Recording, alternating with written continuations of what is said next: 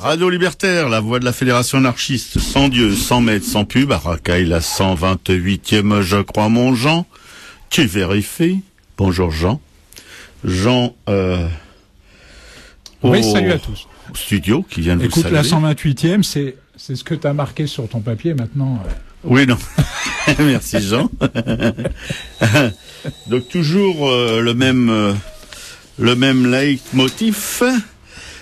Pour l'émission à Racaille, l'artiste dans la société, l'artiste en dehors de celle-ci, l'artiste et l'engagement politique, l'artiste et la religion, l'artiste et la science, l'artiste et l'autorité, l'histoire, l'avenir, l'actualité de l'art. Je vous la fais courte parce qu'on est un petit peu à la bourre quand même. Pas la peine de faire de l'humour en plus. Une émission dont le thème... Pardon ? Une émission dont le thème aujourd'hui est la science du sensible. Voilà, comme dit Jean, la science du sensible, vous allez voir que question de sensibilité, on est dans le coup. Bon, on se balance une petite zik et puis après, on aura la minute de militance de Momo au tableau.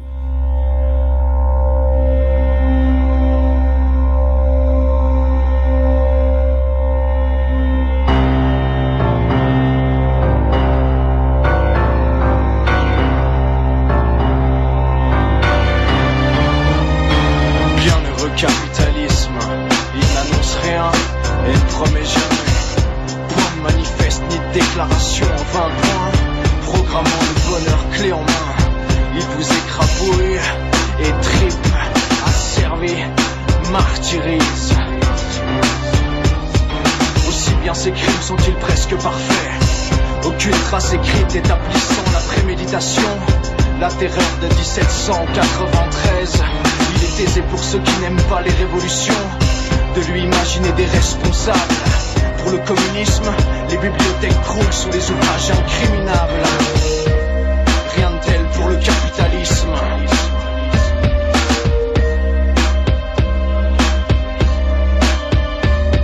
Ce n'est pas à lui qu'on peut reprocher de fabriquer du malheur en prétendant apporter le bonheur. Il n'accepte d'être jugé que sur ce qu'il motive depuis toujours. La recherche du profit maximal dans le minimum de temps. Les autres s'intéressent à l'homme, lui s'occupe de la marchandise. L'humanité est dans le capitalisme comme un poisson dans l'air. L'empire du mal a toujours une aire géographique, des capitales irrépérables. Le capitalisme est partout et nulle part.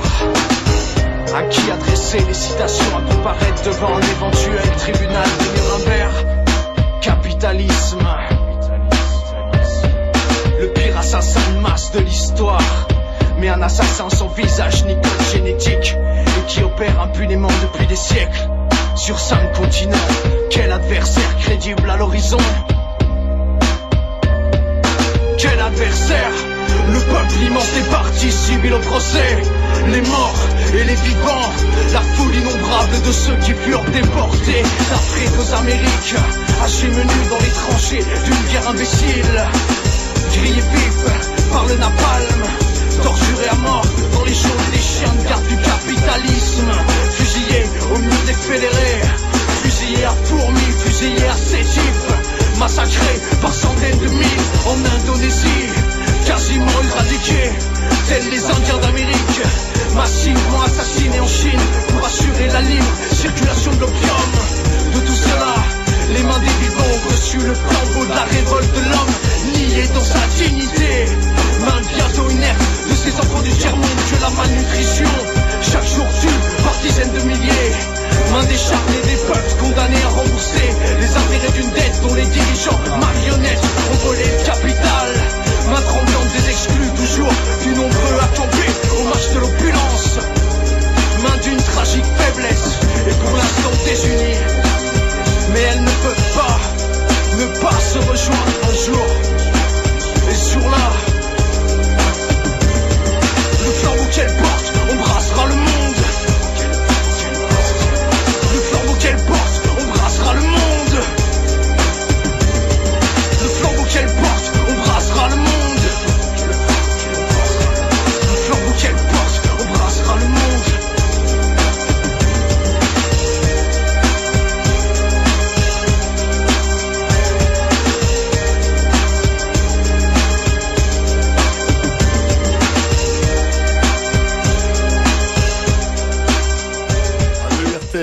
voix de la Fédération anarchiste, sans Dieu, sans maître, sans pub, à Racaille-la 128e, que mon gentil a approuvé mon compte.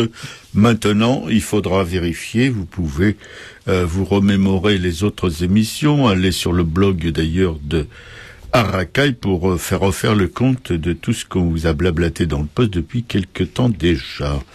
Donc voici à la minute de militance de Momo la Science, c'est-à-dire notre camarade ici présent qui, pour un moment, va endosser l'habit de ce militant anarchiste historique. Vous avez entendu la Calavera, histoire noire du capitalisme. Et tout de suite, nous passons tous les deux, mon Jean et moi, Jean dans le studio et moi toute seule à la régie, puisque notre camarade Piquet-Cou est au chagrin quelque part dans cette grande ville elle triste. est au chagrin, mais quand même, c'est elle qui a Piquet-Cou alias la gigolette, Ouais. Alias la gambilleuse, Ouais. Alias ma puce. Oui, enfin là, Jean, je pense que bon, tu outrepasses tes prérogatives.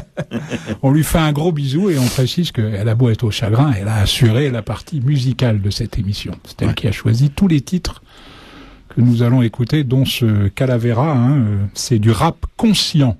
Ouais. Mais je crois que le groupe s'est arrêté dans les années 2004-2005. Comme beaucoup de groupes. Si mes souvenirs sont bons. Voilà. Et ben on va commencer par toi, Roro XXL. Oui, mon Jean, alias Momo la Science.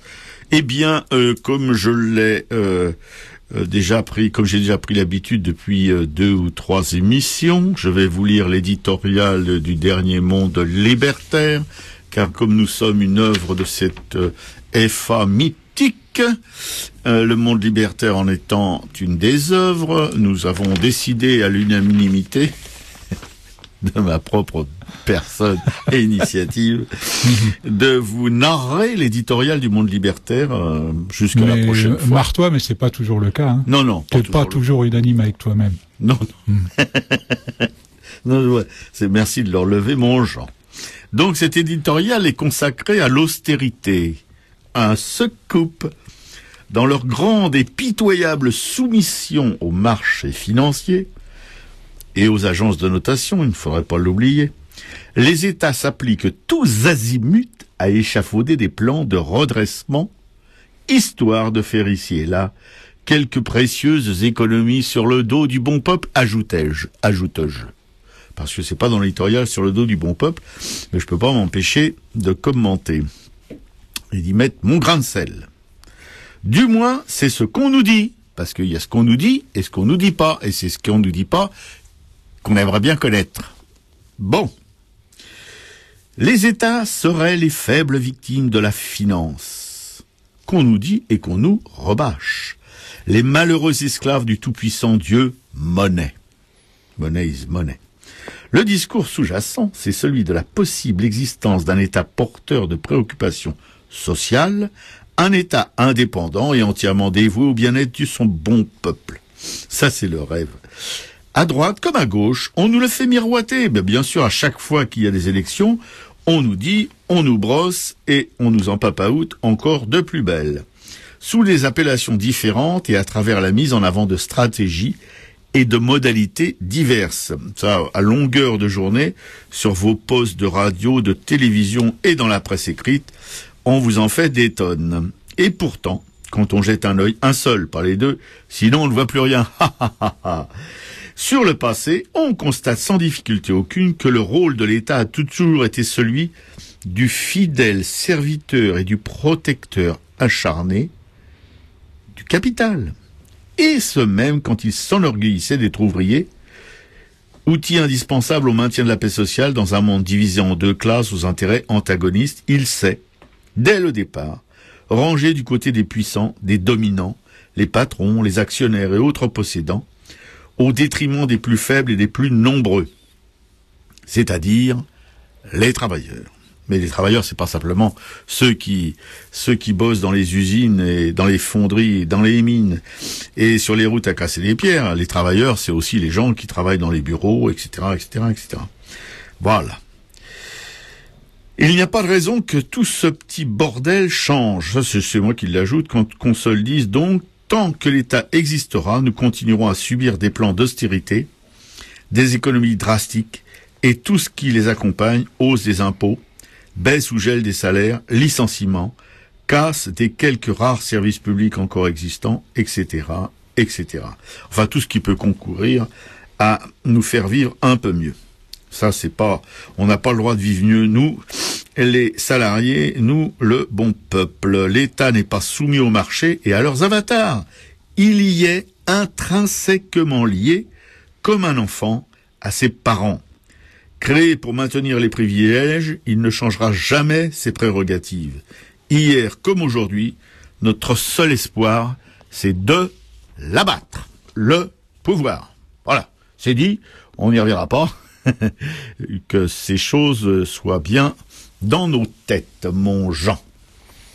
Bon bah écoute, à propos de pouvoir, on va sortir un petit peu des frontières de notre beau pays aujourd'hui. C'est rare, hein. Ouais. Je commence à me cantonner à nos régions, mais la chancelière allemande Angela Merkel a appelé au renforcement de la discipline budgétaire dans l'Union. Dans l'oignon aussi, si tu fais ça comme tu veux. Hein. Elle a pris des accents churchilliens, ça, on peut les qualifier comme ça, hein, pour lier son destin politique à celui de l'Europe et notamment de la France.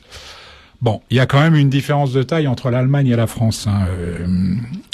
Tu vois, pour ne prendre qu'un exemple, hein, quand les Chinois rentrent dans le capital d'une entreprise allemande, c'est pour prendre des leçons de gestion, tu vois, alors que quand ils rentrent dans le capital d'une entreprise française, c'est pour donner des ordres.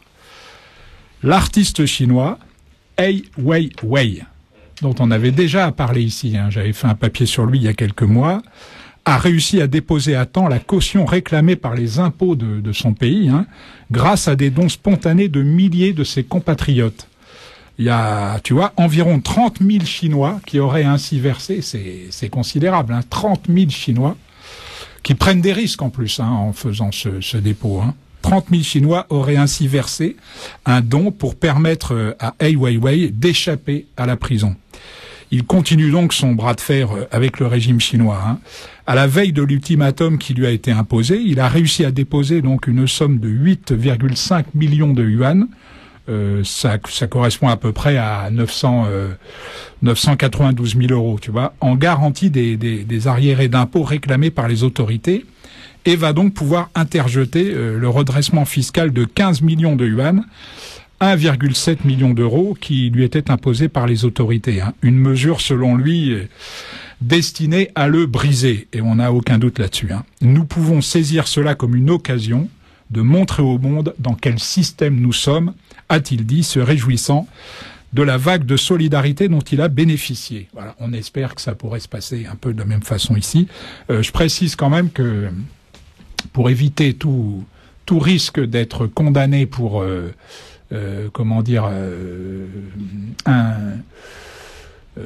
prise illégale d'intérêt ou des choses comme ça, parce qu'il l'attendait au tournant, il a promis évidemment de rembourser intégralement sur sa propre cassette dès qu'il pourra tous les gens qui lui ont prêté cette somme. Hein. Voilà. Le ton change à l'UMP. Je dis change, j'aurais pu dire monte. Hein. Jean-François Copé a ainsi assuré que tous les députés du nouveau centre qui soutiendraient la candidature d'Hervé Morin, tu sais, l'ex-ministre à la Défense, je crois.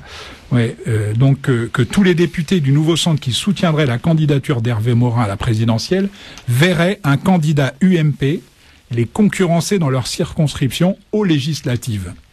Ceux qui, à l'inverse, se prononceraient pour Nicolas Sarkozy dès le premier tour, hein, seraient en revanche épargnés. Bon, il est vraiment plus que temps, hein, de débarquer cette clique quasi mafieuse, je dis ça pour être poli. Hein. Les électeurs français, je sais pas, jusqu'à... Tu vois, les électeurs français désireux de voter, ici on n'appelle pas à voter, mais bon, désireux de voter pour un autre candidat que Nicolas Sarkozy, vont-ils être menacés d'un contrôle fiscal, tu vois, ou de se voir retirer la garde de leurs enfants, je sais pas jusqu'où ils vont aller. Ou bien pire, tu vois, Robert, d'être extradé en région Poitou-Charentes. Ouais. Tu vois, jusqu'où vont-ils aller? Bon, enfin, Copé, on sait à peu près qui il est. Hein. C'est Tu vois, si à 50 ans passés, on n'a toujours pas une Rolex offerte par Ziad Taghiedine, c'est qu'on a raté sa carrière politique, hein, sacré copé. Voilà. Et puis alors, le ministère de la Défense a annoncé que les cendres du général Bijard, je savais que j'allais t'intéresser, là, oui, seraient transférées à l'hôtel des Invalides à Paris. Décédé le 18 juin 2010, hein, ça fait quand même déjà plus d'un an, hein, 1 an et demi, à l'âge de 94 ans, Marcel Bijard souhaitait pourtant que celle-ci soit dispersée au-dessus de Dien Bien Phu, hein, pour rejoindre, je cite ses propres termes, ses camarades tombés au combat en mai 1954. Mais bon, les autorités vietnamiennes ont refusé. Hein. Je ne sais pas non plus comment la requête leur a été déposée, mais enfin voilà, les Vietnamiens ont refusé. La vieille Baderne, tu vois, aura donc perdu tous ses combats, voilà. Ouais, toutes ses batailles. Hein.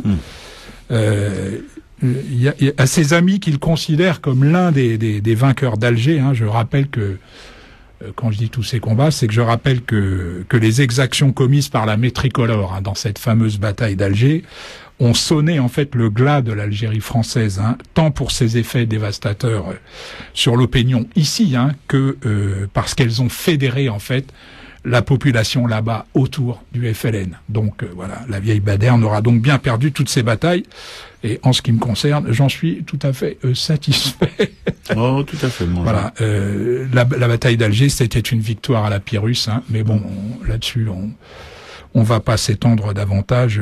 Est-ce qu'il y a une guerre, est-ce qu'il y a une victoire dans une guerre qui soit pas une victoire à la Pyrrhus? Ça, la question se pose. Voilà, pour finir, la candidate du FN, Marine Le Pen, a promis samedi au peuple de France, mais enfin elle était devant ses adhérents, hein, a promis samedi au peuple de France de lui rendre son pays et sa fierté, je la cite, hein, lui prédisant une révolution bleue marine. Hein, bon. Ben, Arakaï a un meilleur slogan que ça à lui proposer. Celui-là, il est nul, je trouve. On va lui en proposer un autre. Hein. La France bleue, blonde, Burke. Voilà. C'est tout pour aujourd'hui. À la semaine prochaine. Merci, mon Momo. Eh bien, on va se passer une petite musique pour essayer de faire passer la pilule.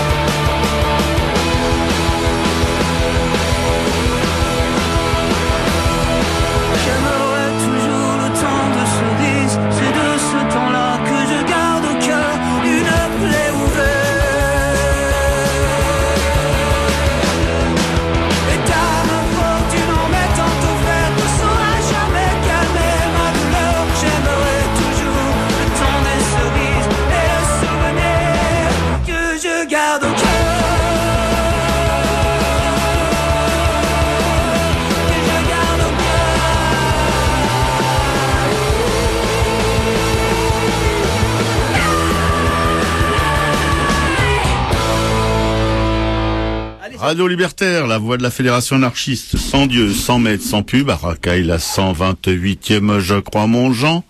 Tu vérifies. Bonjour Jean. Jean,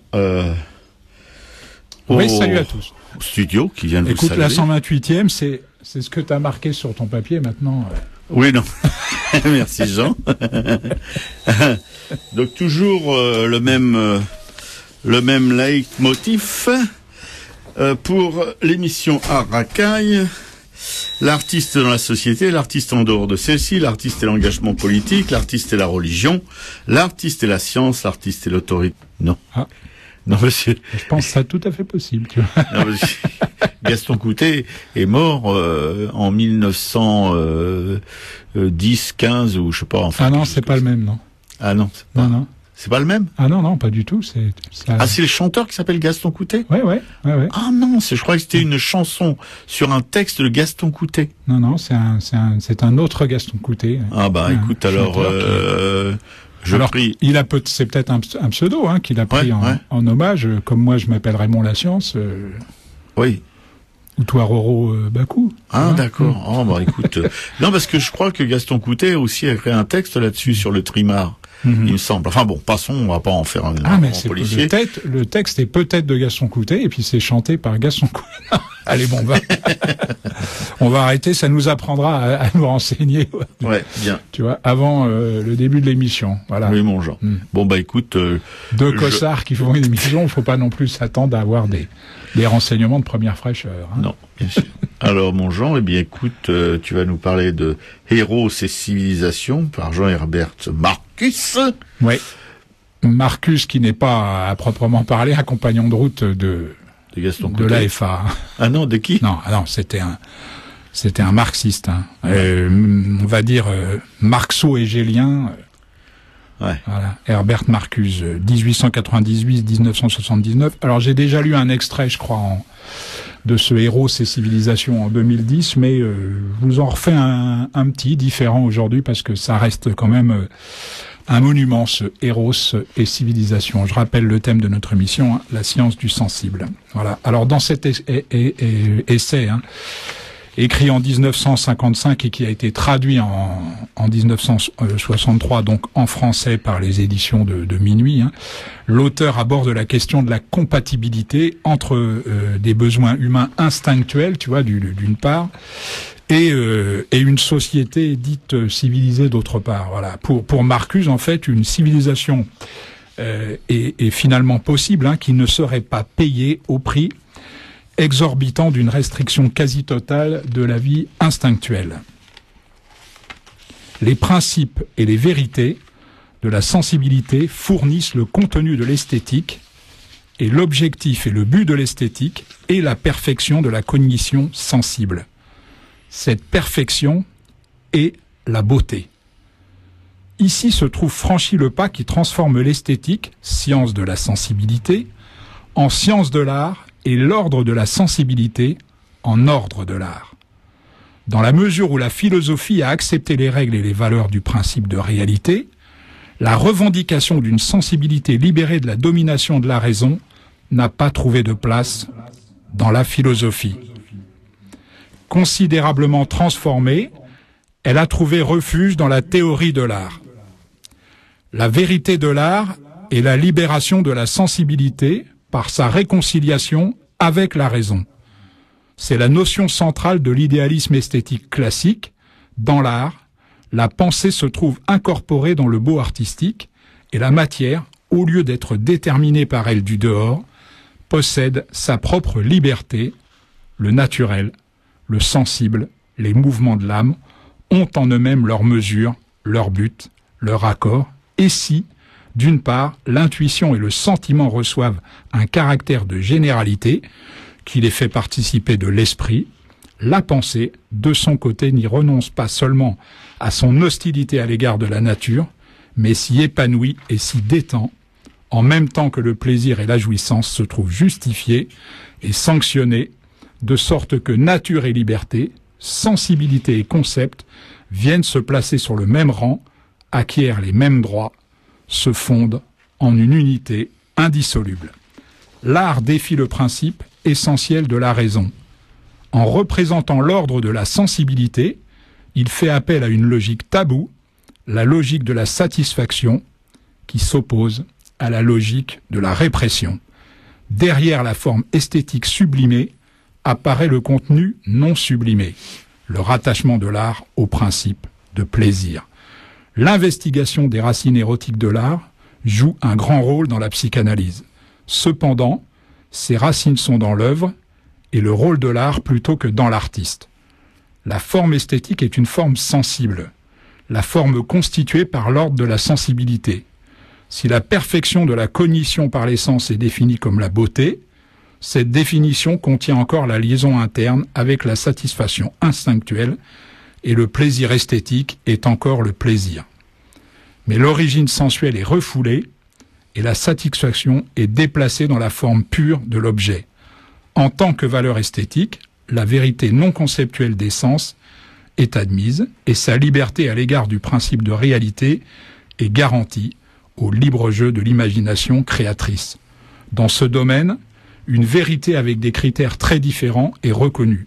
Cependant, puisque cette autre réalité libre est attribuée à l'art et son expérience à l'attitude esthétique, elle est sans conséquence et n'engage pas ordinairement l'existence humaine, elle est non réelle.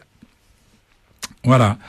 Alors, Eros et civilisation, donc ce monument de la philosophie des années, donc comme on l'a dit, 55-60, est toujours édité en fait, réédité régulièrement par les éditions de Minuit.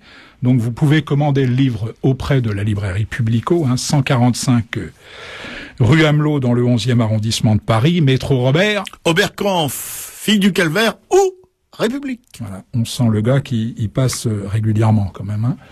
Numéro de téléphone de Publico 01 48 05 34 08 et site internet après les W librairie-publico.com et on y salue les permanents. Oui, au passage. Oui, on salue les permanents. On remercie aussi notre hussard noir de la République, missionné à l'instruction et surtout publique et à l'instruction artistique de nos auditeurs chéris. Mon Jean, qui s'y colle tous les mardis et qui fait un boulot assez, je dois dire, qui doit occuper une partie de son temps, parce que nous sommes bénévoles, mais nous nous défonçons. Enfin, il y en a au moins un qui se défonce dans cette équipe. Et c'est l'autre Jean, à qui j'avais fêté le travail en passant une petite musique en petit Django.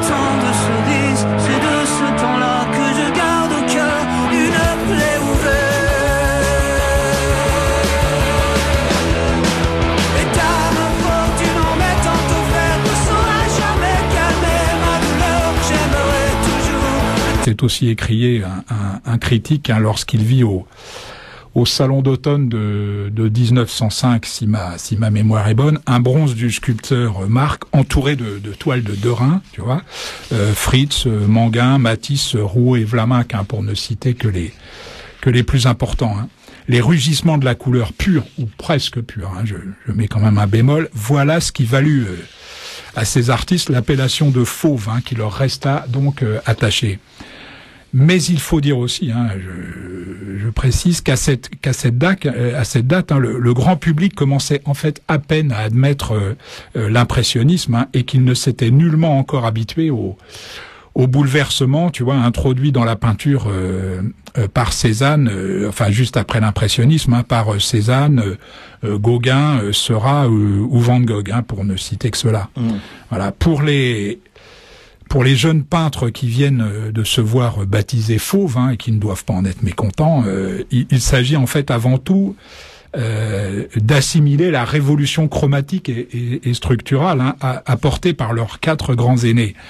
C'est ce qui fait en fait à la fois la fraîcheur et les limites hein, du fauvisme, loin d'être un mouvement concerté, appuyé sur une doctrine précise. Hein. C'est un groupe d'artistes qui cherchent un peu, à tâtons, mais avec enthousiasme, hein, à résoudre le problème de la construction de la toile par la couleur. Hein. L'impressionnisme avait quand même déjà banni le modelé pour le remplacer par les jeux de la lumière. Hein. Tout le monde sait ça, mais en dissolvant complètement du même coup l'architecture du tableau. Tu en seras d'accord. C'est contre cette dissolution, en fait, que chacun à sa manière, les 4 grands hérétiques que j'ai déjà cités, hein, Cézanne, Gauguin, Seurat et Van Gogh, avaient voulu réagir. Hein. Les hérétiques de l'impressionnisme, parce qu'ils étaient effectivement à côté. Hein. Cézanne par une sorte de comment on pourrait qualifier ça, par une sorte de maçonnerie, tu vois, dont les touches de couleur auraient été des briques. Gauguin par la vigueur des aplats cernés d'un trait comparable au plomb sertissant les vitraux. Hein.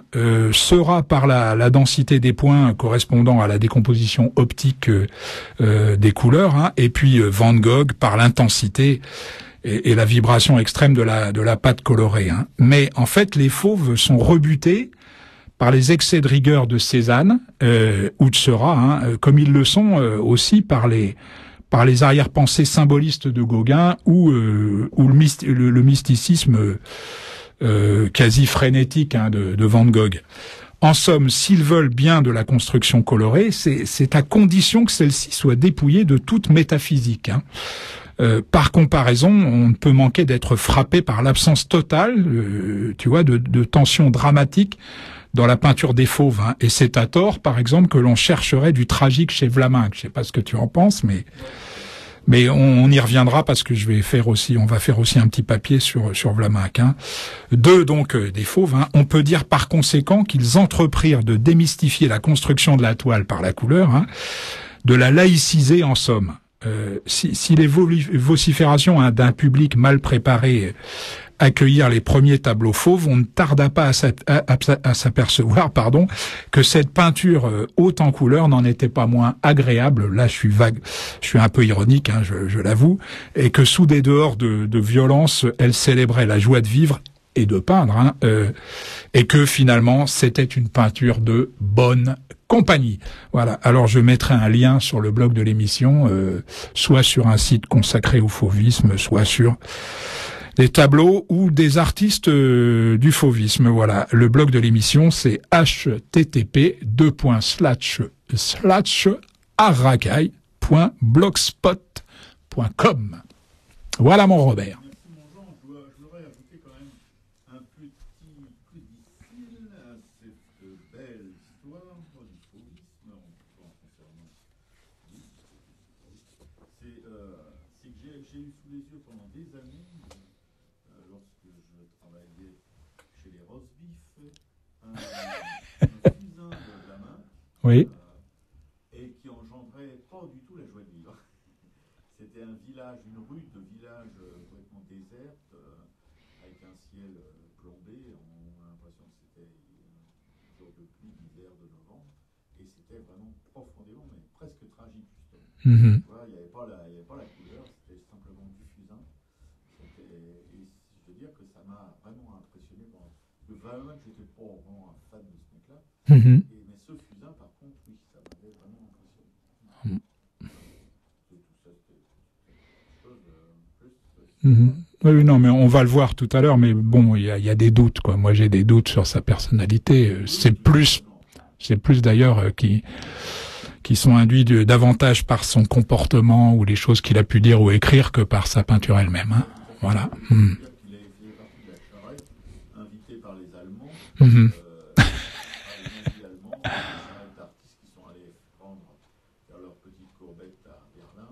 Mhm. Voilà, c'est aussi un mec comme ça. Et puis, si j'ai bien lu ton papier, qui sur la fin de sa vie, déconnait sur ces petits artistes pendant l'occupation. Ouais, il a déblatéré comme il aurait pas dû le faire, oui, effectivement. Voilà. Voilà.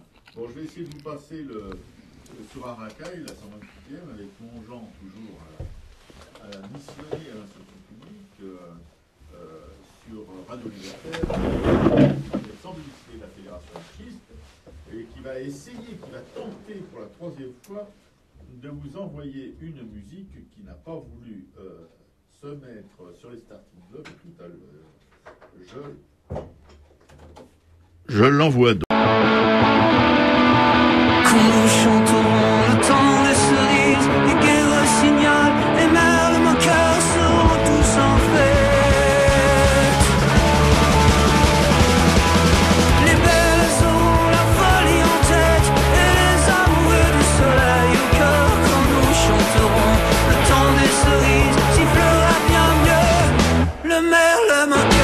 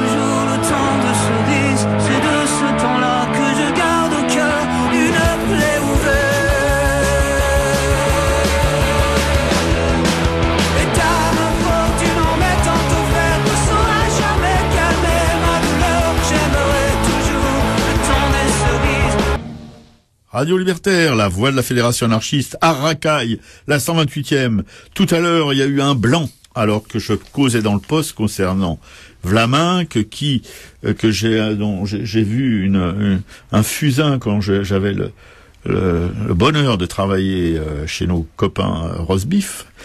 Un fusain de Vlaminck qui justement était assez tragique, donc qui était un peu en contradiction avec les choses qu'on avait l'habitude de voir de lui, et tout de suite, je vais vous en causer d'ailleurs dans le poste, car ce Momo Vlaminck, 1876-1958, fut en apparence du moins le plus hardi des fauves. Ne déclarait-il pas qu'il faut écraser la couleur directement au sortir du tube et manier les différentes teintes comme autant de cartouches de dynamite? Ouais, enfin... Dès son plus jeune âge, oh non, je vais continuer dans la série des conneries. L'adolescence de Vlaminck se passe à Chatou, où il s'initie seul à la peinture en copiant des chromos. Bon, oui, c'est une initiation pas plus con qu'une autre. Bah oui, Oui, moi j'ai commencé. Ouais. J'ai commencé ma carrière artistique aussi en 4-5 ans, en copiant, je me souviens, c'était je crois, des petits un petit pâtre et une petite bergère au crayon. J'étais très fier Pollock de moi. a commencé sa carrière dans un atelier où il peignait, un atelier qui était d'ailleurs assez fameux aux États-Unis, un atelier de peinture régionaliste. Il peignait de fausses images de western, tu vois, Bah ouais, d'indiens, bien sûr. de cow-boys et d'indiens. Tout à fait.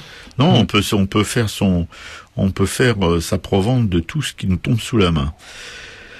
Donc, il passe une bonne partie de sa jeunesse à Chatou. Il s'initie seul à la peinture en copiant des chromos. Je répète, il se fait alors surtout remarquer par sa carrure physique. Oui, c'est vrai que c'était un sacré balèze. Son goût des fêtes populaires et du sport. Lui qui sera même un moment coureur cycliste. Et la franchise brutale avec laquelle il émet de fumeuses théories anarchistes. Ouais, il est pas le seul. Il y en a beaucoup qui émettent de fumeuses théories anarchistes. En fait, il est dépourvu de toute culture réelle et il a dans son attitude agressive une bonne part de fanfaronnade, ce qui va bien avec ses théories fumeuses anarchistes. D'abord influencé par les impressionnistes, il sera ensuite littéralement voûté par Van Gogh. Pas le seul.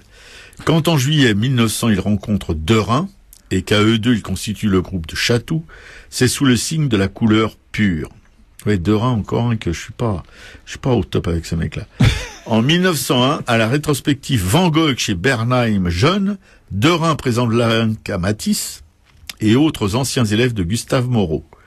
Cette rencontre marque le point de départ de ce qui sera le fauvisme. Je crois qu'il y a Rouault dans la bande aussi.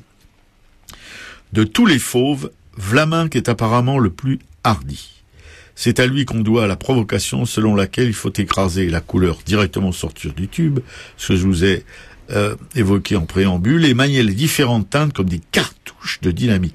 Ça, je trouve que c'est assez sympa comme provocation. Oui, encore faut-il le faire vraiment. Oui, c'est ça.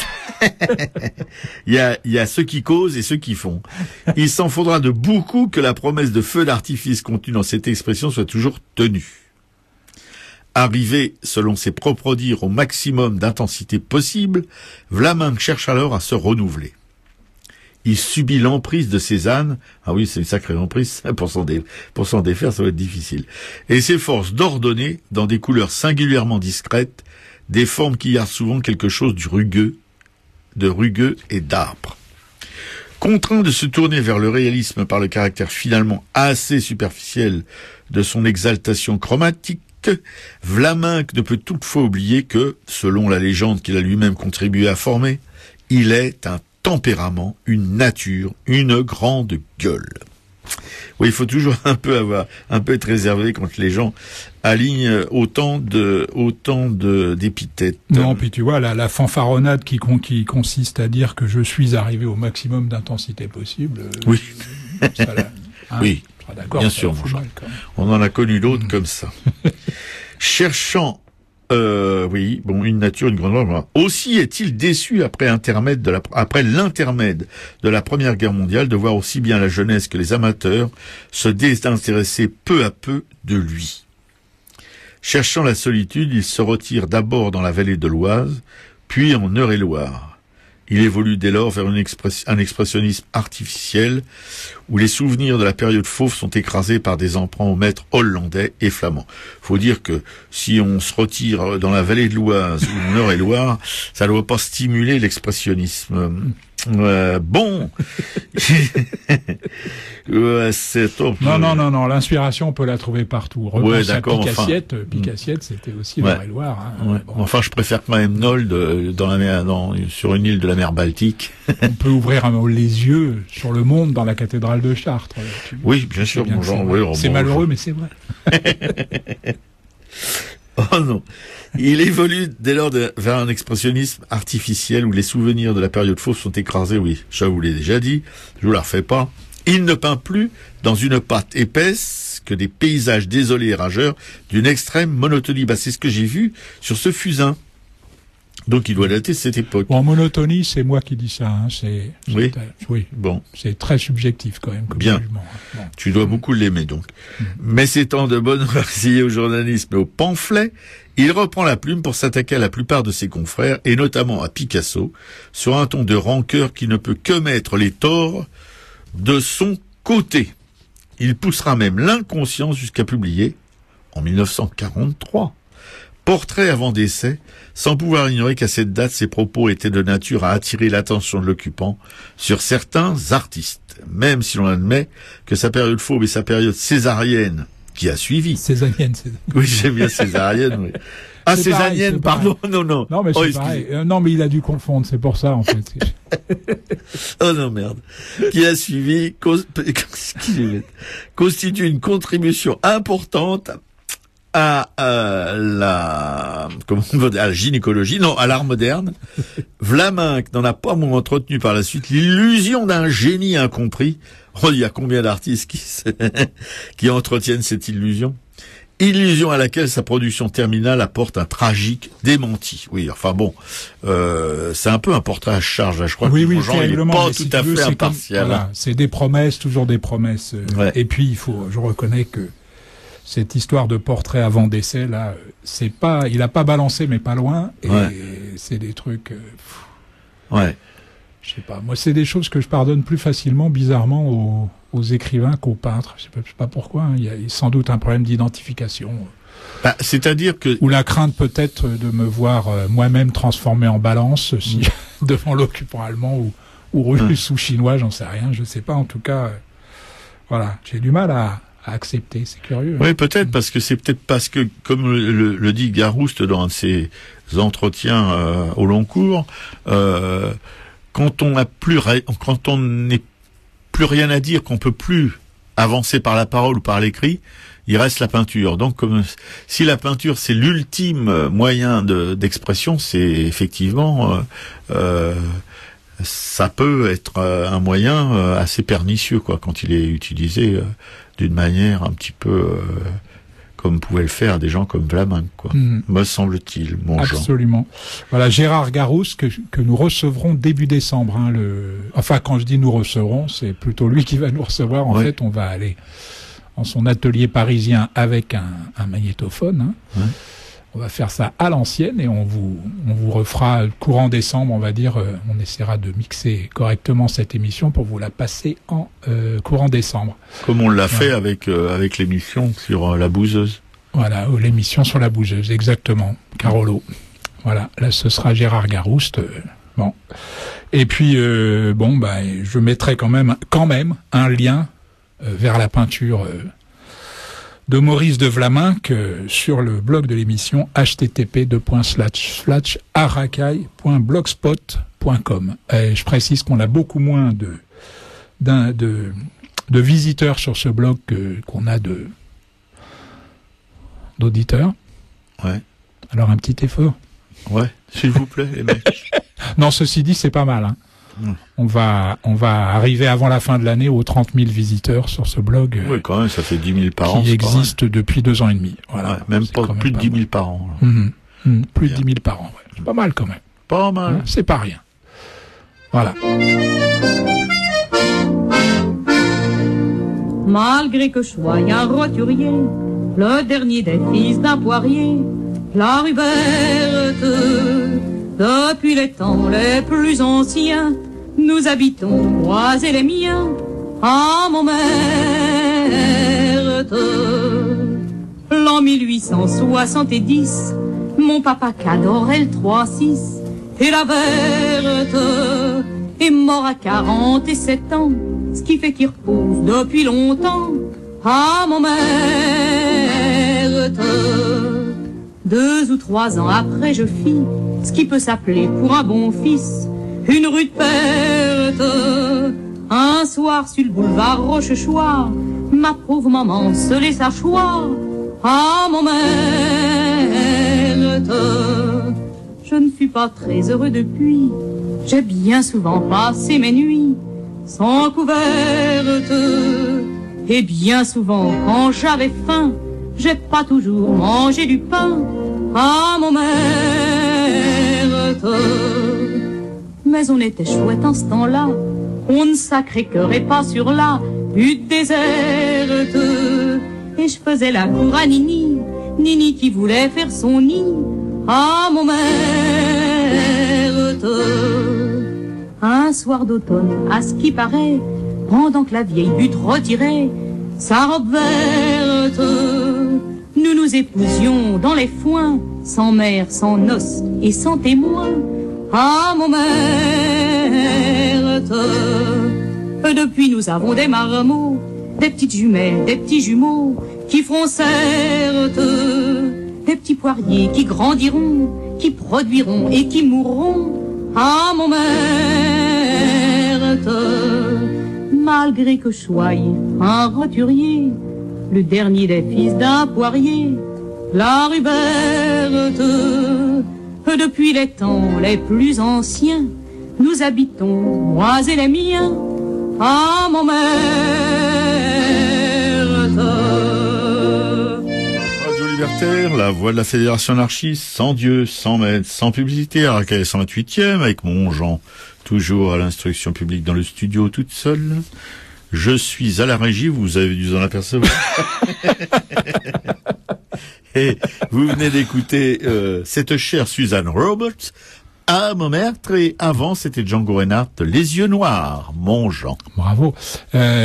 Suzanne Robert, alors c'est une chanson d'Aristide Bruand. Hein. Oui, tout à fait. Est-ce qu'elle, oui, à Montmartre. Alors, est-ce que c'était la façon Titi de prononcer Montmartre, ou est-ce que c'est pour rimer avec place déserte? Non, je pense que c'était il y a beaucoup de mots comme Montmartre qui se prononçait Montmartre. Mm-hmm. C'est le patois parisien, si on peut appeler ça comme ça, comme il y a le patois berrichon, le patois, etc. Voilà, j'étais sûr que tu saurais répondre, donc.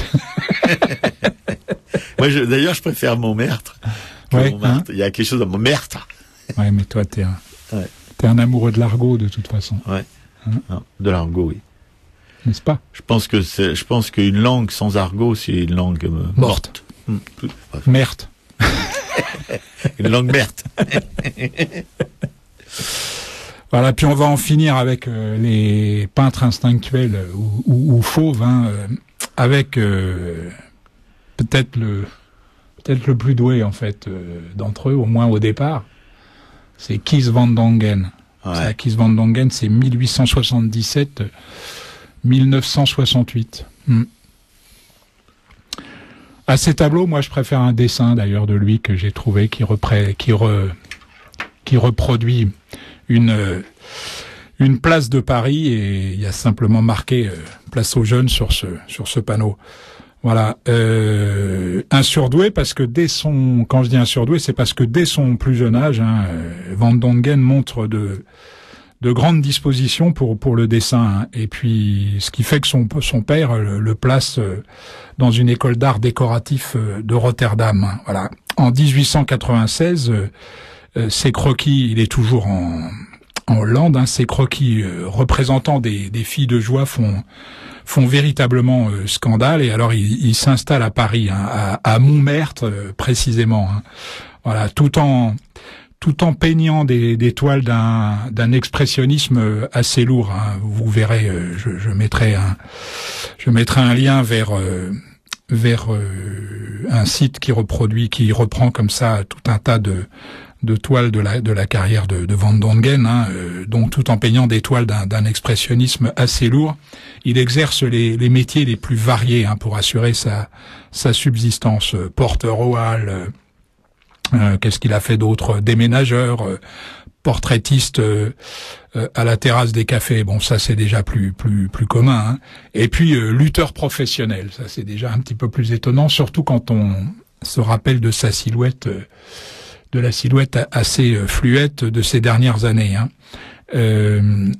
Pendant toute cette période, en fait, il croque les gens dans la rue, et sa facture devient peu à peu plus incisive, plus légère aussi, fortement marquée par Steinlen, Forain et Toulouse-Lautrec, autant d'artistes sur lesquels on a déjà fait des papiers dans cette émission.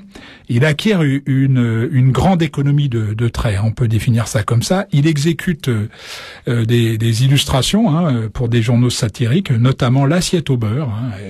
C'est pas très connu, mais il a participé à L'Assiette au beurre, et puis se fait une réputation de dessinateur talentueux et original. Ainsi, Ambroise Vollard, notamment, s'intéresse à lui et organise une exposition de ses œuvres. C'est un succès. immédiat. Le tumulte des couleurs voyantes qui s'y déchaînent ne ressemble en rien en fait à ce qu'on avait vu jusque-là. Difficile d'imaginer ça aujourd'hui, mais pour les gens qui ont été confrontés à ce choc, c'est quelque chose. J'en reparlerai dans une émission future. Comme l'a écrit plus tard un critique, Van Dongen a suivi de loin en fait les recherches fauves, à moins qu'il ne les ait devancées sans y faire attention. C'est assez juste.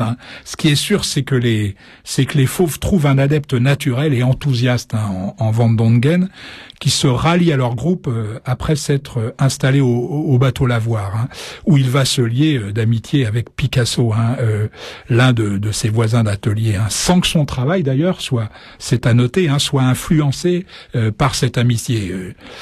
Être ami avec Picasso sans être influencé par lui, c'est assez rare. Il fallait déjà avoir une personnalité quand même pas mal affirmée. Voilà. Alors il s'attache à peindre les nus les plus rayonnants, les plus chaleureux depuis Renoir, comme le dira un autre critique, et je suis assez d'accord avec lui. Pendant près de 8 ans, Van Dongen va demeurer un fauve passionné.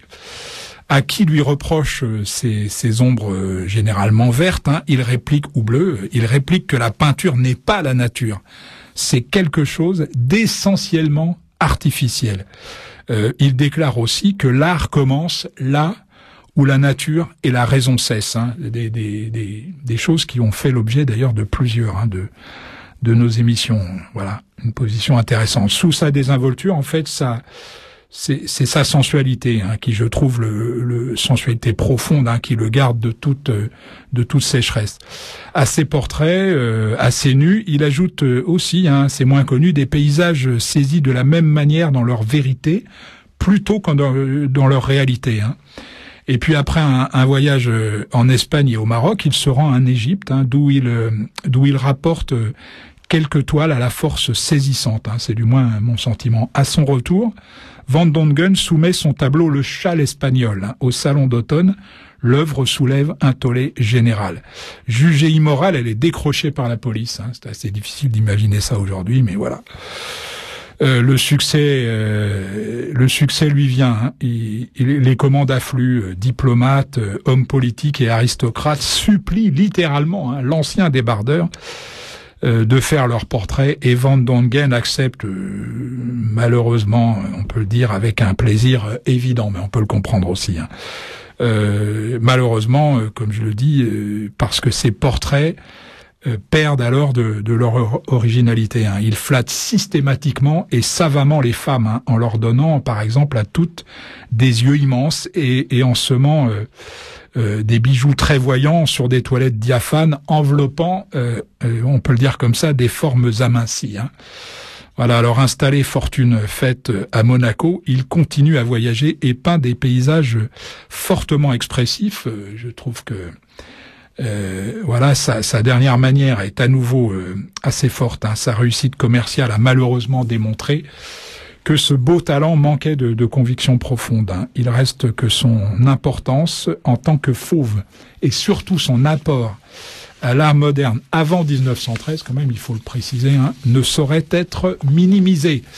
Voilà pour Kees Van Dongen. Je rappelle le blog de l'émission où je mettrai ce lien vers un site qui reprend des toiles de toute sa carrière, ce qui est assez bien fait. C'est http://aracaille.blogspot.com. Voilà, Robert. Oui, et un petit commentaire, quand j'étais adolescent, sa dernière période, pardon? Il y a 2-3 ans. Oui, sa dernière période avec ces bonnes femmes, là, couvertes de bijoux, comme le raconte Jean, avec des formes amincies et des grands yeux, c'était particulièrement, comment dirais-je, repoussant. Pour moi, en tout cas. Je pensais que la peinture comme ça, c'était vraiment quelque chose qu'il fallait fuir absolument, quoi. La peinture mondaine, en quelque sorte. Ah, c'est exactement ça. Voilà. Non, mais bon. Pour moi, c'est dommage. C'était sans doute le plus doué. Ouais, mais le talent, parfois, comme tu l'as bien fait remarquer à la fin de ton papier, là, se délite, se délaie dans dans la complaisance, quoi. Voilà, quand le succès d'un artiste parfois peut, il me semble, en tout cas c'est le cas pour Van Dongen, le pourrir complètement. Ah bah oui. Mais c'était un succès immense. Hein. Oui, bah oui, ça je veux bien le croire. Ouais. D'ailleurs, c'est toi, je crois, qui m'avait passé il y a quelques années une photo de son atelier. C'était un truc de fou. Ouais. Ah oui, un truc délirant. Ça va, l'atelier du mondain, quoi. Ouais, 12 mètres de hauteur sous plafond, puis alors, je sais pas quoi, 400 mètres carrés peut-être. Ouais, c'est ça. Ouais. Avec des colonnades et tout. Et j'ai vu le même genre d'atelier à Montparnasse dans les années 70. C'était un mec qui avait un journal, un magazine qui voulait que je bosse avec lui, et il m'avait invité à venir le rencontrer dans ce lieu à Montparnasse, avec une cour fermée avec des petits pavés, une Rolls. Il avait une Rolls, le mec. Non mais écoute. Et quand j'ai vu ça, je suis sorti, j'ai dit jamais je travaille avec un mec comme ça. Et j'ai jamais travaillé avec lui. Il a pas dû encore s'en remettre, quoi, tu vois, mais bon. C'était vraiment dégueulasse quand tu penses des trucs. Enfin, bon, c'était beau comme lieu, mais quand tu imagines un artiste là-dedans, qu'est-ce qu'il peut foutre?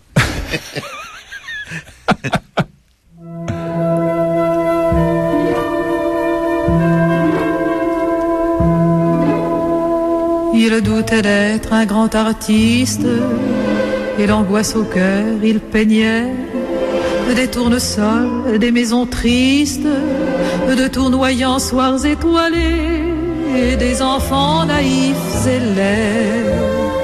Un univers fait de grimaces, les cyprès, les ciels provençaux, la route où nul bonheur ne passe, les blés sous les vols des corbeaux, tout flamboyait dans ces tableaux. Ce pauvre Dieu, de pauvres diables, pour chasser partout les gamins, s'en allaient seuls et misérables, quand le miracle avait pris fin. Jamais, jamais aucune femme, même un seul jour ne l'a aimé, l'amour que cœurs et corps réclament, aux filles des rues il l'achetait, et quand un peu d'argent lui restait, jusqu'au soir où, fou de misère, Vincent Van Gogh s'est suicidé, par dénuement ce milliardaire qui voit de son éternité les prix de ses tableaux flambés. Ce pauvre Dieu, de pauvres diables, pour chasser partout les gamins, est parti seul et misérable, lorsque le miracle a pris fin. Mais en peignant ses incendies, Van Gogh, sans amour et sans pain, a-t-il ou non gâché sa vie? Pour rien. Sur Radio Libertaire, la voix de la Fédération anarchiste, sans Dieu, sans maître, sans pub, la Racaille 128e, avec Montjean dans le studio, qui va peut-être nous parler des expos à voir absolument, après quoi je ferai mon petit numéro sur les annonces de la FA, puisque Agnès ne m'a pas communiqué cette semaine 2 petites annonces. Oh, non. Pas d'appel à candidature, rien du tout. Non, rien. Bon. Bah, celles de la semaine dernière sont toujours valables. Oui, absolument. Merci Agnès. Non, mais Agnès, de toute façon, elle dépend de la personne aussi qui lui envoie absolument ces annonces. Hein. Si c'était que le fait d'Agnès, on aurait toujours des annonces. Ah oui, ça c'est sûr. Mais elle est dépendante, comme tu le dis.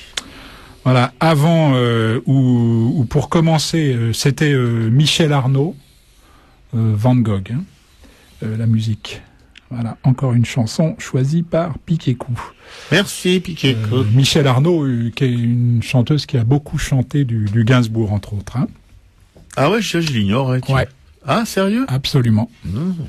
Ah oui, elle avait chanté l'orphelinat, tu sais, avec les boutons dorés. Ouais, les papillons noirs aussi, tout ça. Enfin, des grandes chansons, des chansons de Gainsbourg de sa première époque. Hein. Oui. Voilà, lui aussi avant que le succès, patati patata. Alors, ça, j'aime bien patati patata, c'est pas mal. Voilà, la première expo, c'est Entre les mailles. Ça, c'est de notre copine Claire Marfisi. Ah, Claire Marfisi. Eh oui, Claire. Salut Claire. Oh, non, salut, on Claire. sait qu'elle nous écoute, hein, et puis peut-être qu'elle nous rendra Ouais. visite un jour. Hein, Ouais, bah, on l'espère, hein, Claire. Hein, Claire? Avec qui tu veux, hein, puisque apparemment, il faut que vous soyez 3 ou 4 pour vous déplacer. Non, je plaisante. Voilà. Alors, Entre les mailles, c'est donc Claire Marfisi, hein, c'est une céramiste. Hein. L'exposition dure du 24 novembre, donc ça commence jeudi, hein, si mon calendrier est le bon, jusqu'au 31 décembre 2011. Hein. Expo donc du 24 novembre au 31 décembre 2011. Et alors donc, ce sont des grès, hein, très personnels qu'elle présente à la galerie Terre d'Aligre. Ça, c'est 5 rue de Prague, dans le 12e arrondissement de Paris. Les métros, c'est Gare de Lyon ou Ledru-Rollin. Puis je vous donne aussi, tant que j'y suis, donc le numéro de téléphone de la galerie Terre d'Aligre, hein, 01 43 41 90 96, et le site internet Terre d'Aligre, Terre au pluriel, d'Aligre sans apostrophe bien sûr, hein, @orange.fr. Et alors c'est du mercredi au vendredi de 18h à 21h et le samedi de 10h à 14h. Et de 15h à 21h, ainsi que le dimanche de 10h à 14h. Voilà, Claire Marfisi à la galerie Terre d'Aligre. Et puis Cézanne et Paris, ça c'est au musée du Luxembourg, 19 rue de Vaugirard dans le 6e arrondissement. C'est valable jusqu'au 26 février 2012, puisqu'on a pas mal parlé de Cézanne hein, dans cette émission, ne serait-ce que pour y faire référence, hein, entre 1861 en fait et 1905, ce grand inspirateur des fauves et des cubistes, hein, comme on l'a vu, n'a cessé de revenir à Paris et de s'en inspirer. Hein. Je crois me rappeler qu'il a fait quand même dans ce laps de temps une vingtaine d'allers-retours. Tu vois, c'est pas très connu, mais entre la Provence et Paris. Hein. Cézanne s'y confronte tout autant en fait à la tradition qu'à la modernité. Hein. Il trouve les formules, je mets ça entre guillemets, avant de les exploiter dans son atelier provençal. L'exposition qui réunit environ, je sais pas si c'est un peu plus, un peu moins, 80 œuvres majeures hein, venues du monde entier, hein, nous éclaire sur les grands thèmes qu'il explore alors. Hein. Quelques vues dans Paris, des paysages d'Île-de-France, des nus, des natures mortes et des portraits. Après 1890, critiques marchands et collectionneurs commencent à s'intéresser à son œuvre. Hein. Cézanne se montre attentif à cette reconnaissance qui ne peut venir que de Paris. Hein. Ainsi imprime-t-il sa marque dans l'art moderne. L'avant-garde le considérera plus tard comme un précurseur, notre père à tous, hein, selon la formule de Picasso. Voilà. Je crois aussi que dans cette expo, puisque moi je ne l'ai pas encore vue, il y a une partie où la relation entre Zola et Cézanne est bien développée. Hein, voilà. Et puis, pour en finir avec les inspirateurs des fauves, Matisse, Cézanne, Picasso, c'est l'aventure d'Einstein. Ça, c'est au Grand Palais, hein, dans les galeries du Grand Palais, 3 avenue du Général Eisenhower, hein, dans le 8e arrondissement, et ça c'est valable jusqu'au 16 janvier 2012. Voilà, d'origine américaine, hein, les Stein s'installent en fait à Paris au début du XXe siècle. Hein. Gertrude et puis ses frères Léo et Michael. Hein.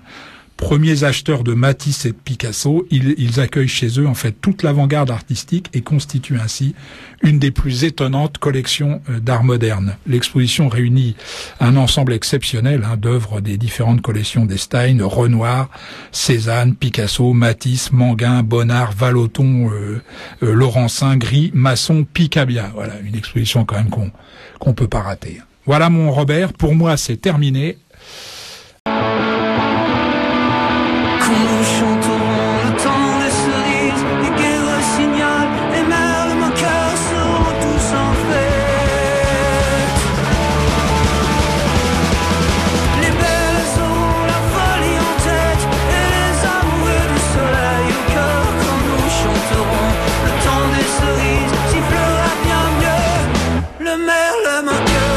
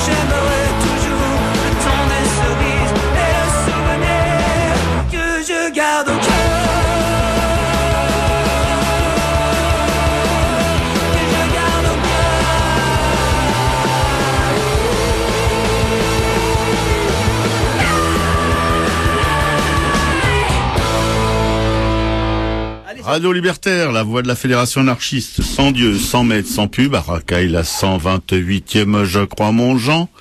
Tu vérifies? Bonjour Jean. Jean, oui, salut à tous. Studio, qui vient de Écoute, vous saluer. la 128e, c'est ce que tu as marqué sur ton papier maintenant. Oui, non. Merci Jean. Donc toujours le même leitmotiv pour l'émission à Racaille. L'artiste dans la société, l'artiste en dehors de celle-ci, l'artiste et l'engagement politique, l'artiste et la religion, l'artiste et la science, l'artiste et l'autorité, l'histoire, l'avenir, l'actualité de l'art. Je vous la fais courte parce qu'on est un petit peu à la bourre quand même. Pas la peine de faire de l'humour en plus. Une émission dont le thème... Pardon ? Une émission dont le thème aujourd'hui est la science du sensible.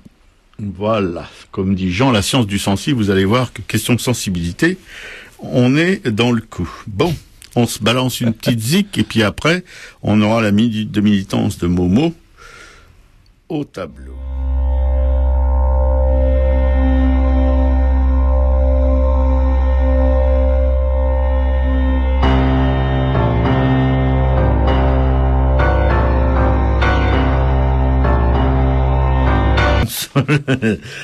Qui en a un peu ras-le-bol de me voir dans son périmètre, mais tant pis, vieille console, il faut que tu me supportes encore 5 minutes.